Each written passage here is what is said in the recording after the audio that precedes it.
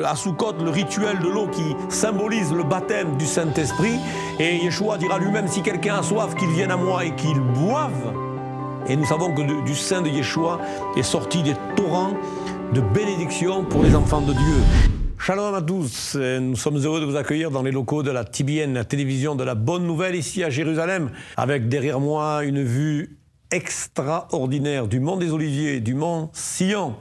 Et nous savons que cette fête de Sukkot était commémorée autrefois au temps de Zacharie le prophète sur le mont des Oliviers. Là, les Israélites construisaient leur cabane, une fête extraordinaire de dimension eschatologique qui nous rappelle qu'un jour, toutes les nations du monde viendront à Jérusalem pour adorer et célébrer le roi des rois, le Seigneur des seigneurs. Son nom est Yeshua, Jésus, le Fils de Dieu. Il est Dieu et il n'y a de salut en aucun autre, car il n'y a sous le ciel aucun autre nom. Sans plus tarder, je vous invite à faire une lecture avec moi dans le livre de Néhémie, chapitre 2, les versets 16, 17 et 18. Les magistrats ignoraient où j'étais allé et ce que je faisais. Jusqu'à ce moment, je n'avais rien dit aux Juifs, ni aux sacrificateurs, ni aux grands, ni aux magistrats, ni à aucun de ceux qui s'occupaient des affaires. Je leur dis, vous voyez alors le malheureux état où nous sommes. Jérusalem est détruite et ses portes sont consumées par le feu. Venez, rebâtissons la muraille de Jérusalem et nous ne serons plus dans l'opprobre. Et je leur racontais comment la bonne main de mon Dieu avait été sur moi et quelles paroles le roi m'avait adressées. Ils dirent, levons-nous et bâtissons. Et ils se fortifièrent dans cette bonne résolution. Chapitre 8, verset 14 du même livre de Néhémie. Et ils trouvèrent écrit dans la loi que l'Éternel avait prescrite par Moïse que les enfants d'Israël devaient habiter sous des tentes pendant la fête du 7e mois. Amen. Israël va connaître une nouvelle résurrection avec ce retour des exilés sur la terre promise, sur la terre de leurs ancêtres. Et là, non seulement ils vont se mettre à reconstruire les murailles, mais ils vont se mettre à nouveau à consulter les Écritures. Et voilà que les Écritures leur rappelaient qu'il y avait là une fête qu'il fallait célébrer, une fête importante pendant le 7e mois. Et cette fête, c'était la fête des cabanes, la fête de Sukkot. Sukkot, une des 3 fêtes de pèlerinage du judaïsme que l'on appelle les régalim. Vous avez la fête de Pessah, la fête de Shavuot et la fête de Sukkot. Sukkot débute le 15 Tishri et dure 7 jours. Le 8e jour, Shmini Aseret, est théoriquement une fête séparée que l'on appelle Simcha Torah, la joie de la Torah, la joie de la parole de Dieu. Nous sommes dans la joie d'être et de faire partie de ce peuple qui avons ce privilège de pouvoir consulter les saintes écritures à satiété. Sukkot est appelé aussi Chag Asif, de l'Esof, rassemblé, récolté, qui a donné le mot Asefa que nous employons aujourd'hui lorsque nous disons entre nous, les enfants de Dieu, nous allons au culte. Asefa, le culte. C'est la fête des récoltes, la fête des cabanes,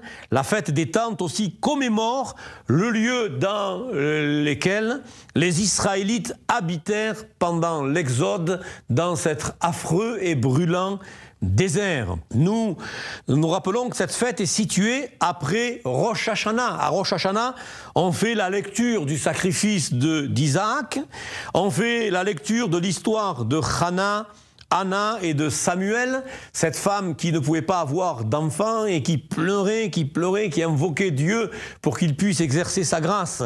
Après Rosh Hashanah, on a bien sûr le Yom Kippourim, où nous lisons le livre de Jonas qui nous parle de la repentance.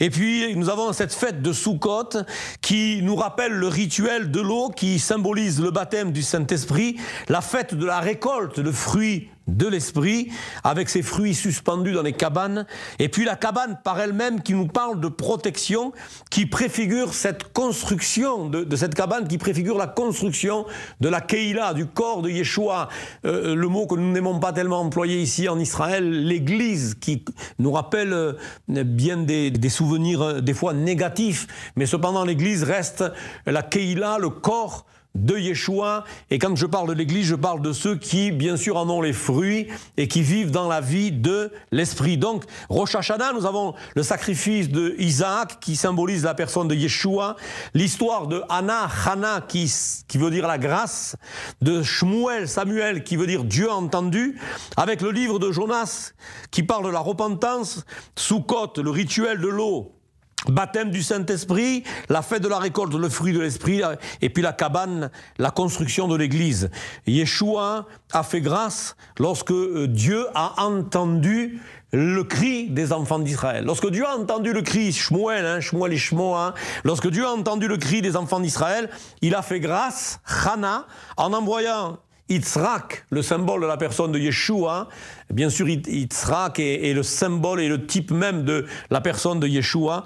Et il a envoyé Yeshua pour que, avec le Yom Kippourim, le livre de Jonas et la repentance, le peuple d'Israël puisse passer des ténèbres à la lumière en expérimentant la grâce par la personne du Seigneur Yeshua, le Fils de Dieu. Et lorsque le Seigneur Yeshua, le Fils de Dieu, s'en est allé, de la même manière qu'il s'en est allé, la Bible nous dit qu'il reviendra, eh bien, lorsqu'il est retourné à la droite du Père, il a répandu son esprit. Amen.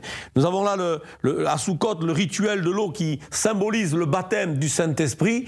Et Yeshua dira lui-même, si quelqu'un a soif, qu'il vienne à moi et qu'il boive. Et nous savons que du sein de Yeshua est sorti des torrents de bénédiction pour les enfants de Dieu. Le baptême du Saint-Esprit, la fête de la récolte nous parle du fruit de l'Esprit. Bien sûr, nous savons ce qu'est le fruit de l'Esprit. Puis la cabane nous parle d'une protection particulière qui est la nôtre. La cabane, la soukha, a été construite par les enfants d'Israël dans le désert en vue de pouvoir être protégés du soleil, de la chaleur, des serpents, des scorpions et de tout ce qui pouvait les nuire. Les caractéristiques de la construction d'une soukha sont intéressantes parce qu'elle est construite avec un matériau que l'on appelle le srar, une sorte d'ombelle composée de l'étrog, de la myrte, de branches de palmier, de feuilles de saule. En hébreu, le srar signifie ce qui fait de l'ombre qui protège. En soit, le toit de la soukha, le toit de la cabane. Et quand on parle du srar, eh bien le srar, le toit de la soukha, peut laisser et doit laisser apparaître le ciel et la contemplation des étoiles. La semaine dernière, j'ai visité ma famille religieuse ici en Israël, avec la kippa, 3 fois par jour dans les synagogues. Et lorsque je suis allé visiter un de mes oncles, il m'a dit « Viens sous la soukha, on va boire le café ensemble. » Et c'était la fête, on était ensemble sous la soukha. Et là, j'ai regardé sa soukha, j'ai dit « Ah, il n'y a pas de srar. » Et il me dit « En fait, mon srar, c'est le toit de ma pergola. » Il avait une pergola au-dessus de sa cabane. Et la particularité de cette pergola, c'est qu'elle laissait apparaître le ciel et les étoiles. Donc elle était cachère, elle était valide, elle a été validée par le rabbin lui-même pour qu'il puisse célébrer la fête sous cette cabane. Le fait que le srar laissant apparaître le ciel et la contemplation des étoiles, c'est l'image de la Keïla, de l'Église, qui se construit toujours, même si on a des bâtiments extraordinaires, même si on peut être évalué en fonction de la construction du bâtiment. Eh bien, en fait, l'Église, la Keïla, se construit toujours dans l'attente du retour du Seigneur. Ça veut dire qu'à tout moment, nous n'en connaissons ni le jour ni l'heure, mais le Seigneur peut revenir et nous pouvons partir avec lui à la rencontre de ce Seigneur merveilleux dans les airs pour être pour toujours avec lui dans l'éternité, dans son ciel de gloire. Amen. Ça veut dire que lorsque l'on construit cette cabane, on l'a construit avec une dimension spirituelle qui nous fait rappeler qu'à tout moment, notre demeure n'est pas pour ici-bas, parce que nous savons que la terre sera détruite par le feu, mais que notre demeure, elle sera pour le ciel. Amen.